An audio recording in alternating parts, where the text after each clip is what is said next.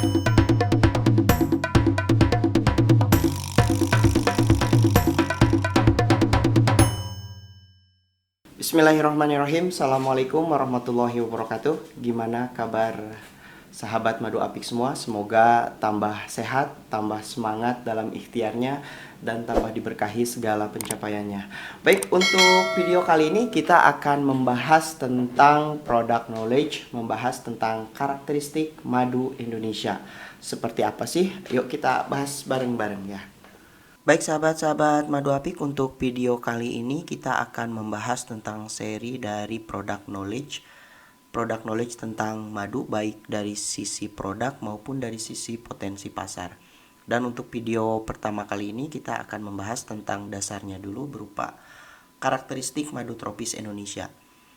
Narasi yang akan saya sampaikan dari berbagai sumber, diantaranya juga sumber penulisan dari Dr. Mahani SPMSI. Beliau adalah salah seorang pakar perlebahan di Indonesia, Kepala Pusat Studi Pengembangan Teknologi Pertanian dari Universitas Padjadjaran Bandung, dan beliau pernah menjadi koordinator tim konseptor SNI Madu 8664 tahun 2008. Untuk karakteristik madu Indonesia dari sisi produksi, yang pertama kita lihat dari sisi skala usaha ya sahabat-sahabat semua, bahwa di Indonesia itu tidak ada yang pengusaha madu di tingkatan hulu yang bisa dikatakan besar banget gitu ya, sehingga kalau kita ingin mengumpulkan madu dalam kuantiti yang cukup besar, maka kita harus mengumpulkan dari banyak sumber, karena memang skala usaha dari teman-teman kita pengusaha madu dari hulunya, yaitu dalam hal ini peternak dan juga pemburu, mereka skala usahanya masih dalam skup rata-rata saja.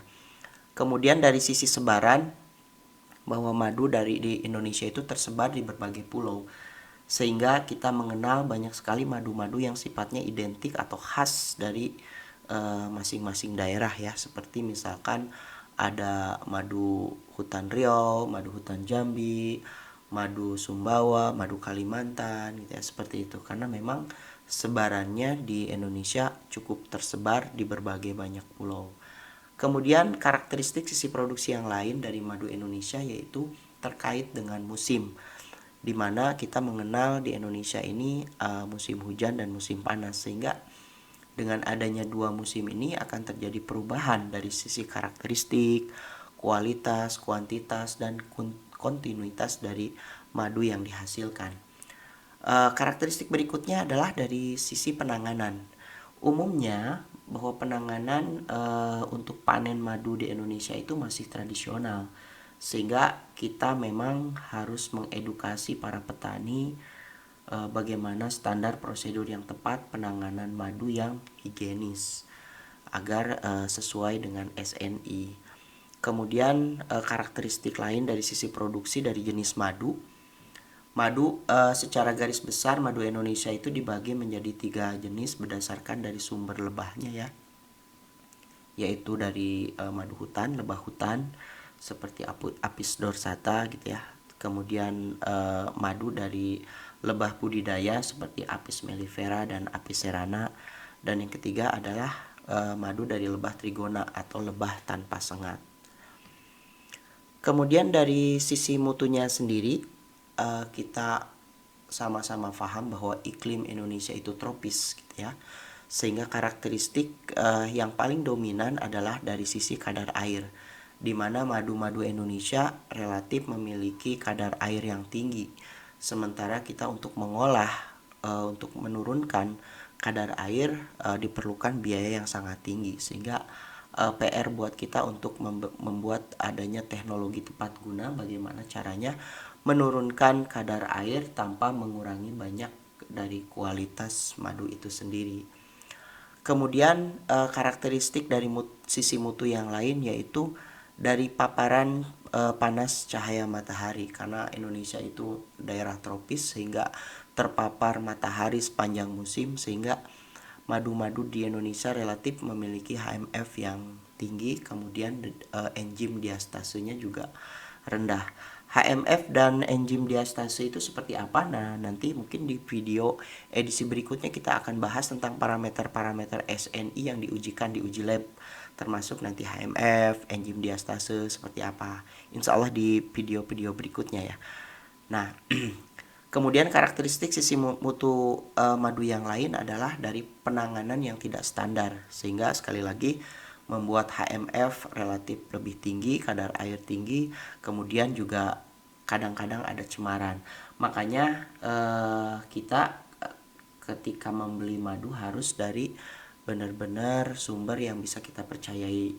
Syukur-syukur sering melakukan uji lab rutin, sehingga itu sebagai bentuk ikhtiar kita gitu ya, sebagai bentuk ikhtiar kita untuk bisa membeli madu dengan kualitas yang cukup baik. Kemudian kita lihat klasifikasi madu menurut regulasi terbaru gitu ya, bahwa madu-madu yang beredar di pasaran Indonesia saat ini ada madu bahan baku. Madu bahan baku adalah madu yang bukan untuk dikonsumsi langsung tetapi sebagai bahan baku pembuatan produk. Bisa berupa madu cair atau madu powder gitu ya. Biasanya mensyaratkan adanya Certificate of Analysis atau uji lab. Kemudian madu pangan segar. Madu pangan segar adalah madu untuk konsumsi langsung tanpa pengolahan atau dengan pengolahan minimal. Misal hanya pengolahan untuk menurunkan kadar air. Nah, untuk madu pangan segar ini ada madu budidaya ya, dari lebah-lebah ternak, dan juga ada madu hutan atau madu liar. Biasanya izin edar dari Kementan atau juga dari PIRT juga bisa. Nah, berikutnya adalah madu pangan olahan. Madu pangan olahan adalah madu untuk konsumsi langsung dengan pengolahan atau penambahan bahan pangan non-madu dan BTP. Banyak sekali madu-madu yang beredar di pasaran gitu ya. Misalkan ada salah satu jenis madu yang berupa sakset gitu ya. Di situ dinamakan dengan air madu gitu. Artinya memang ada penambahan air di situ dan penambahan bahan lain. Dan ini sebetulnya legal untuk diperjualbelikan selama memang dicantumkan di dalam kemasannya. Madu cair ini biasanya skala rumah tangga ataupun ada juga skala industri. Biasanya izin edar yang diperlukan untuk memasarkannya adalah berupa izin edar PIRT atau izin edar BP POM, POM MD ya, berikut dengan Certificate of Analysisnya. Nah, ada juga madu-madu yang obat tradisional, di mana madu ini adalah untuk konsumsi langsung dengan pengolahan penambahan bahan non-madu yang dibenarkan untuk penggunaan pengobatan tradisional.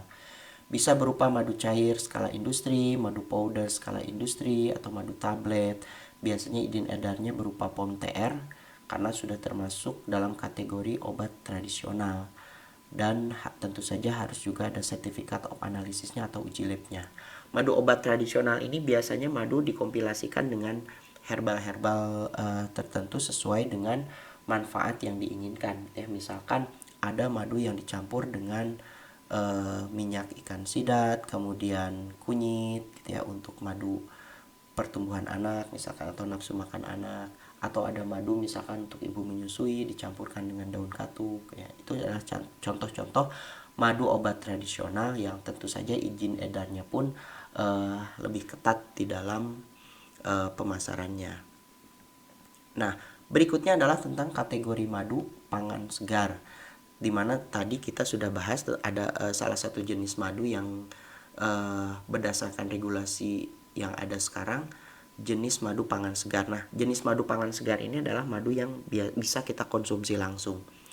Untuk di pasaran Indonesia itu ada beberapa jenis yang beredar luas di pasaran ya. Yang pertama adalah madu murni alami. Madu murni alami adalah madu yang dihasilkan oleh lebah dari nektar tumbuhan. Kemudian madu murni, madunya tetap murni tapi non alami, dihasilkan oleh lebah dari nektar dan atau sirupan. Artinya dikasih tambahan sirup untuk pakan ternak lebahnya itu sendiri. Nah, berdasarkan pengalaman saya pernah membandingkan gitu ya antara madu murni alami dan madu murni non alami. Dua-duanya kita uji labkan dan ternyata tidak begitu jauh hasilnya. Bahkan kadang-kadang ada madu murni alami yang enzim diastasenya lebih tinggi. Kadang-kadang ada juga madu murni non alami justru enzim diastasenya yang lebih tinggi. Artinya kedua madu ini memang masih layak untuk dikonsumsi karena dua-duanya merupakan produk lebah gitu ya. Nah, kategori yang ketiga adalah madu SOS ya. Madu SOS adalah sirupan, oplosan, dan sintetis. Kalau sirupan sudah kita bahas sebelumnya, ini masih mending lah, masih termasuk dalam kategori madu ya. Yang harus kita perangi adalah madu oplosan dan madu sintetis yang dijual ngaku-ngaku sebagai madu murni. Nah, ini yang jadi PR buat kita semua, karena madu oplosan itu adalah madu yang dicampur dengan bahan lain menyerupai madu, apakah bentuk glukosa atau apapun gitu ya, kemudian dijual di pasaran. Nah, komposisi madunya berapa persen kita nggak paham gitu ya. Kemudian juga yang lebih parah adalah adanya madu sintetis. Madu sintetis ini adalah madu yang benar-benar bukan dari lebah, tidak ada unsur madunya sama sekali. Nah, sekali lagi yang harus kita perangi adalah madu yang sifatnya tuh oplosan atau olahan gitu ya, atau sintetis yang kemudian dijual di pasaran dan mengaku-ngaku sebagai madu murni alami. Ini yang harus benar-benar kita perangi bersama-sama. Nah, sahabat-sahabat semua, kalau misalkan kita berorientasi pasar dengan skala yang lebih besar, baik itu pasar domestik maupun pasar luar negeri gitu ya, rata-rata pasar yang menginginkan kuantitas madu dalam jumlah yang cukup besar, mereka akan menginginkan 5 parameter ya. Yang pertama, dari sisi kuantitasnya memadai, mencukupi, dari sisi kualitasnya cukup terjaga, dari sisi kontinuitasnya dapat terjaga dan ada sepanjang waktu. Kemudian dari sisi konsistensinya, artinya karakteristiknya terus-terusan konsisten, tidak berubah-ubah, misalkan dari kadar air, dari rasa, segala macam ya. Kemudian dari sisi harga. Dan ini semua memang wajar, normal, diinginkan oleh buyer, tapi ini sebuah PR buat kita semua untuk bisa menjadikan madu kita adalah madu yang berkualitas bagus gitu ya. Baik sahabat Madu Apik sekalian, itulah paparan singkat tentang karakteristik madu Indonesia. Mudah-mudahan menjadi tambahan ilmu buat kita semua dan bermanfaat. Salam sukses, sampai jumpa di video berikutnya. Wassalamualaikum warahmatullahi wabarakatuh.